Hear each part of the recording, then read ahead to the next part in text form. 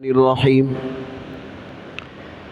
ولله المشرق والمغرب فأينما تولوا فثم وجه الله إن الله واسع عليم وقالوا اتخذ الله ولدا سبحانه بل له ما في السماوات والأرض كل له قانتون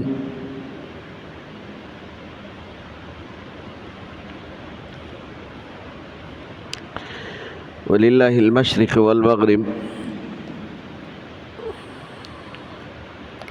فأينما تولوا فثم وجه اللہ۔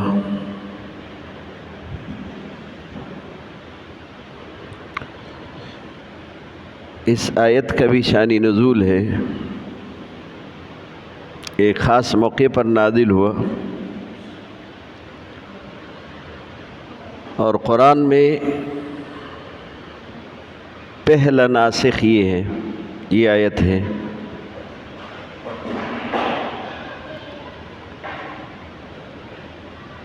جس نے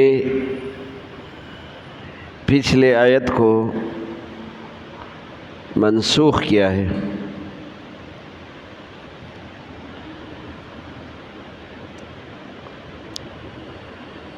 صحابہ کرام حضور صلی اللہ علیہ وسلم کے ساتھ ایک سفر میں تھے، عشاء کی نماز میں ایک ایسی جگہ پڑاؤ کیا تھا جہاں پر گپ اندھیرا تھا، قبلے کا رخ معلوم نہیں ہو رہا تھا، کوئی آبادی وہاں موجود نہیں تھی۔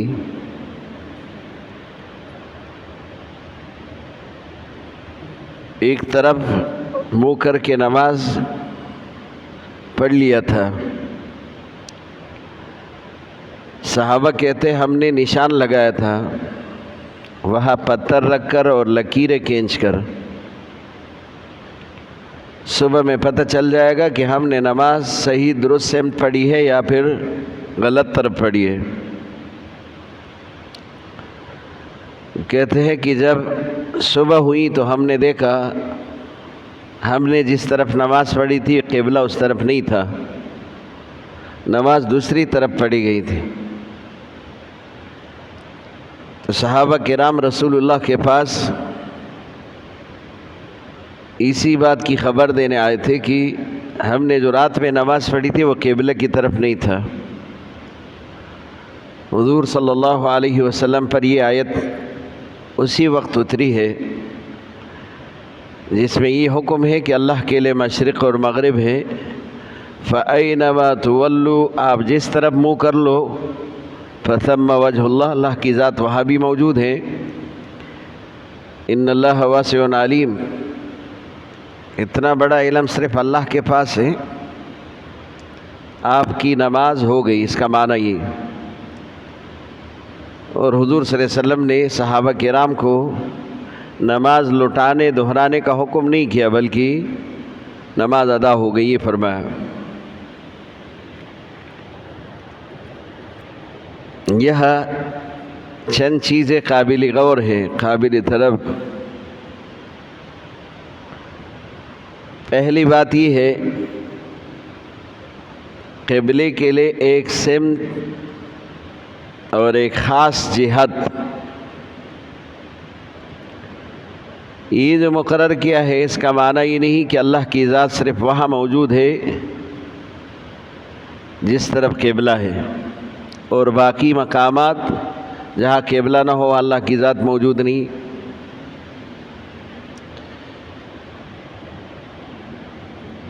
رسول اللہ صلی اللہ علیہ وسلم مکے سے مدینے میں آئے تھے، 17 ماہ تک تقریباً بیت المقدس کی طرف نماز پڑھی۔ اس کے بعد حکم آیا، اور اسی حکم کے مطابق رسول اللہ صلی اللہ علیہ وسلم نے پھر بیت اللہ کی طرف نماز پڑھی ہے۔ اب جب دوبارہ بیت اللہ کا حکم آیا اس پر یہود ناراض ہو گئے تھے کہ رسول اللہ پہلے تو ہمارے قبلے کی طرف نماز پڑھ رہے تھے، اب وہ چھوڑ کر بیت اللہ کی طرف نماز پڑھ لی۔ تو حضور صلی اللہ علیہ وسلم نے فرمایا کہ ہم اگر بیت المقدس کی طرف نماز پڑھ رہے تھے تو یہ اللہ کا حکم تھا، ہم بیت المقدس کی پرستش نہیں کر رہے بلکہ اللہ کی ہی عبادت کرتے۔ اب اللہ کا حکم تھا بیت المقدس کی طرف منہ کر کے نماز پڑھو، ہم نے پڑھ لیا۔ اب اللہ کا حکم ہے کہ بیت اللہ کی طرف پڑھو تو ہم بیت اللہ کی طرف نماز پڑھ رہے ہیں، یہ اللہ کا حکم ہے، اور یہ امر ہی اصل میں قبلہ ہے، یہ اللہ کا امر ہی قبلہ ہے۔ یعنی ہم نہ بیت المقدس کے پجاری ہے اور نہ بیت اللہ کے پجاری ہے، اور نہ ہمارا یہ عقیدہ ہے کہ بیت المقدس میں اللہ کی ذات ہے باقی جگہ پر نہیں، یا بیت اللہ میں اللہ کی ذات ہے باقی جگہ پر نہیں۔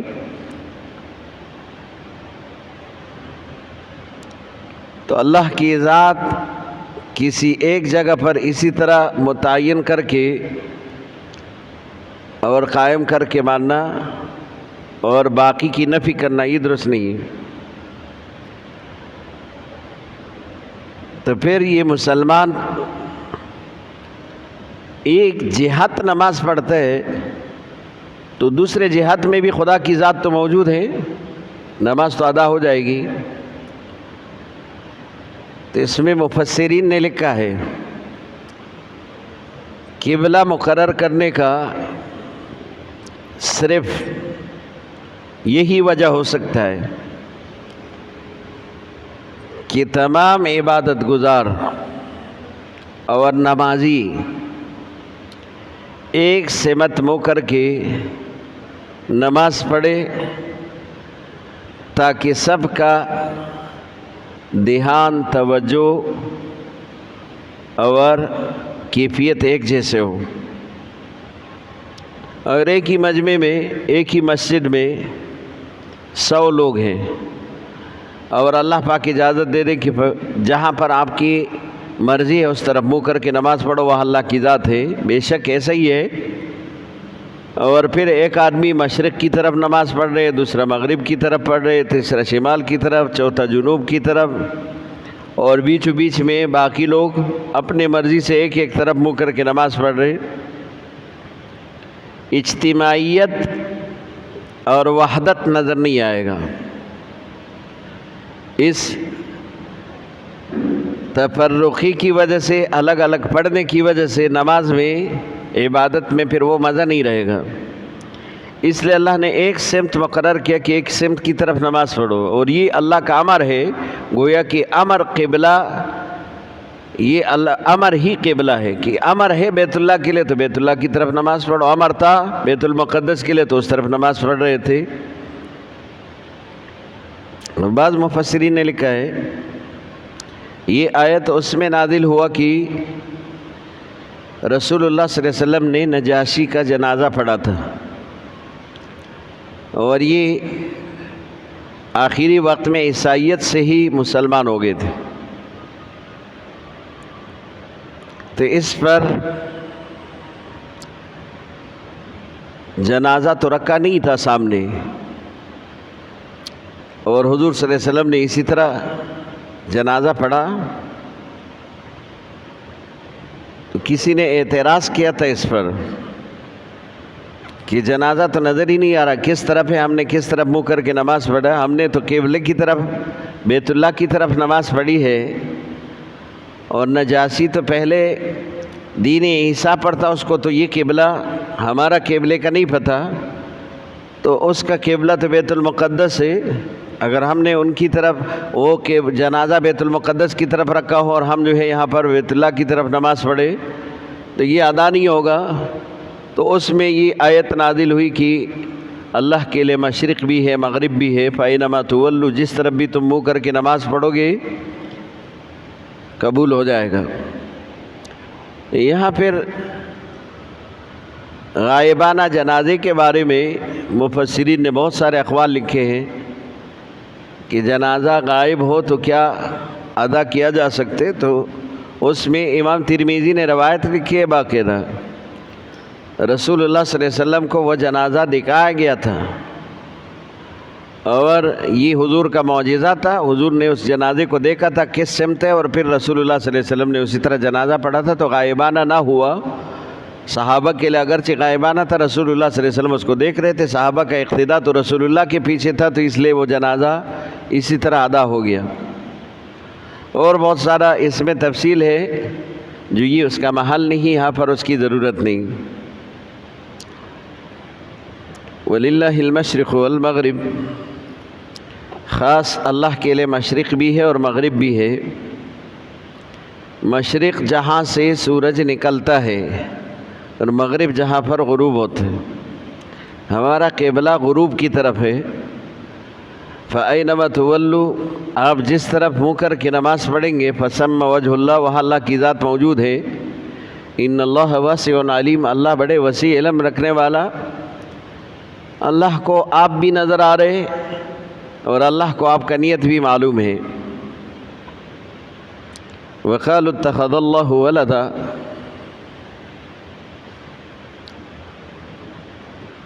یہ آیت ایک اور بحث اور موضوع کو واضح کرتا ہے. یہود کہتے ہیں عزیر خدا کا بیٹا ہے, اور نصرانی کہتے ہیں عیسیٰ علیہ السلام خدا کا بیٹا ہے. مکے کے مشرک کہتے ہیں کہ عیسیٰ علیہ السلام, مکے کے مشرک کہتے ہیں کہ فرشتے اللہ کی بیٹیاں ہیں. یہ سب اپنی طرف سے بول رہے ہیں. اب یہاں دو باتیں قابل غور ہیں. اللہ کا بیٹا کس بنیاد پر یہ کہہ رہے ہیں کہ اللہ نے اس کو پیدا کیا, تو اللہ نے تو تمام مخلوقات پیدا کیے. اللہ پاک نے نہ کوئی اسی طرح کا شادی کی ہے جس پر یہ ان کو یہ کہے کہ وہ اللہ کی بیٹی, نہ اللہ کے لیے بیوی ہے نہ اس کے لیے بیٹا ہے. دوسری آیت میں اس کا اعلان ہو چکا ہے کہ یہ اللہ کا بیٹا ہے, اللہ کی بیوی کون ہے؟ تو اس کی تو بیوی ہی نہیں, تو بیٹا کہاں سے آیا؟ پھر اللہ نے شادی کی نعوذ باللہ, تو ہم جنسوں میں کی ہے یا غیر جنس میں کی ہے؟ اللہ کا کوئی ہم جنس تو ہے نہیں, نہ اس کا مثل نہ اس کا مثال, نہ اس کا کوئی برابر. اللہ کا کوئی ہم جنس تو ہے نہیں. غیر جنس میں اگر اللہ کے لیے آپ اولاد ثابت کرے تو یہ عیب ہے, اور اللہ تمام عیوب سے پاک ہے. تو نہ غیر جنس میں آپ ثابت کر سکتے, نہ جنس میں آپ ثابت کر سکتے کہ خدا کا کوئی بیٹا ہے. اور اسی آیت میں اللہ نے اعلان کیا ہے بل لہ ما فی السماوات والارض, بیٹا ایک ضرورت ہے. ہر انسان دنیا میں یہ چاہتا ہے ازدواجی زندگی کے بعد کہ اس کی اولاد ہو, اور یہ اولاد اس لیے مانگتا ہے, اس لیے چاہتا ہے کہ اولاد یہ انسان کا اس دنیا میں دستی بازو ہے, اور مرنے کے بعد ان کے لیے صدقہ جاریہ ہے. یہ اس لیے مانگتے ہیں کہ وہاں پھر ان کے لیے اعمال بھیجے اور یہاں پر ان کے لیے ضرورت میں کام آئے. یہاں جس کی اولاد مضبوط ہو, کاروباری ہو اور پیسہ کمانے والے ہو تو والدین کے لیے سہولت ہوتے. اور پھر اگر اولاد نمازی ہو, پرہیزگار ہو, تقویدار ہو, تو پھر مرنے کے بعد والدین کے لیے ایک بہت بڑا ذخیرہ ہے, باعث اجر اور ثواب ہے, صدقہ جاریہ ہے. تو نعوذ باللہ خدا کے لیے اسی طرح بیٹا ماننا, نہ اللہ کو یہاں کسی کی ضرورت ہے, نہ مشیر کی, نہ وزیر کی, نہ کسی کو خلیفہ بنانے کی. اللہ کو کسی کو ضرورت ہی نہیں, اور اللہ رب العزت ان تمام ضروریات سے پاک ہے, منزہ ہے. دوسری بات یہ ہے کہ کائنات کی ہر شے جبریل سے لے کر چیونٹی تک اللہ ہی نے بنایا. آسمان سے لے کر ایک چھوٹے سے ٹکڑے تک یہ اللہ نے ہی بنایا. تو اب کائنات اللہ نے بنایا, کائنات کی ہر چیز کو اللہ نے بنایا. تو اللہ رب العزت کا تو ہر چیز ہے. پھر اللہ کو ضرورت کیا کہ اس میں سے کسی ایک کو اپنے لیے اسی طرح بیٹا بنا کر خاص کر دے, جب اللہ خود ہی کہتا ہے کہ اس کا نہ اولاد ہے, نہ اس کو کسی نے جنا, نہ اس نے کسی کو جنا. جب اللہ خود ہی ایسا کہتے ہیں تو پھر تم اللہ کے لیے کیوں بات ثابت کر رہے ہو؟ اگر ایک آدمی یہ کہے کہ یہ چیز میرا نہیں ہے اور آپ زبردستی اس کو یہ کہے کہ نہیں یہ چیز آپ کا ہے, اور وہ کہتا ہے کہ میرا نہیں ہے, تو اس کی بات ہی قوی ہے کہ وہ کہتا ہے کہ میرا نہیں ہے. اب اللہ کہتا ہے کہ میرا کوئی بیٹا نہیں ہے اور تم کہتے ہو کہ نہیں خدا کا بیٹا ہے. جب اللہ خود ہی کہتا ہے کہ میرا کوئی بیٹا نہیں, یہ تمام مخلوق میں نے بنایا اور اس کو میں ہی پالتا ہوں, تو پھر اتنا مانو کہ اللہ رب العزت اولاد سے پاک ہے, منزہ ہے ان چیزوں سے. یہ تمہاری ضرورت ہے اولاد, اور تمہیں اللہ پاک نے اولاد دی ہے, تمہیں صاحب اولاد بنایا, تم اللہ کا شکر ادا کرو. اللہ کے لیے کوئی اولاد نہیں. وقالوا اتخذ اللہ ولدا, کہتے ہیں اللہ پاک نے بیٹا بنایا. سبحانہ, اللہ پاک ہے ان چیزوں سے. بل لہو, بلکہ اللہ کے لیے ما فی السماوات والارض, وہ چیزیں جو آسمان میں ہے زمین میں ہے. کل لہ قانتون, یہ سب اللہ کے تابعدار, سب اللہ کے تابعدار.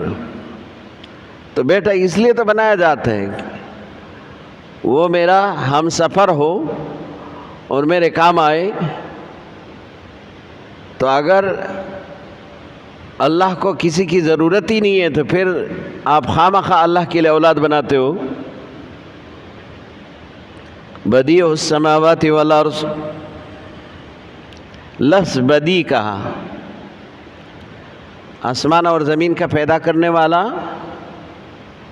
خالق السماوات نہیں کہا, بدیع السماوات کہا. اور اس ایک جملے میں بھی ایک بہت بڑا اعلان ہے کہ دیکھو اللہ نے بدیع بنایا. بدیع کا معنی ناشنا, بدع سے. کل بدعۃ ضلالہ وکل ضلالۃ فی النار, ہر بدعت گمراہی ہے, کیونکہ بدعت ایک نئی چیز ہے. بدعت ایک نئی چیز ہے, بدعت ایک ناشنا چیز ہے. ناشنا معنی کہ پیغمبر نے ایسا کام نہیں کیا, تم اس کو دین کا حصہ قرار دیتے, یہ بدعت ہے. تو بدیع معنی ناشنا. ناشنا اس لیے کہ پہلے آسمان کا کوئی مثل دنیا میں موجود نہیں, نہ اسی طرح کوئی ذات, نہ اسی طرح کا میٹیریل جس سے آسمان بنا ہے.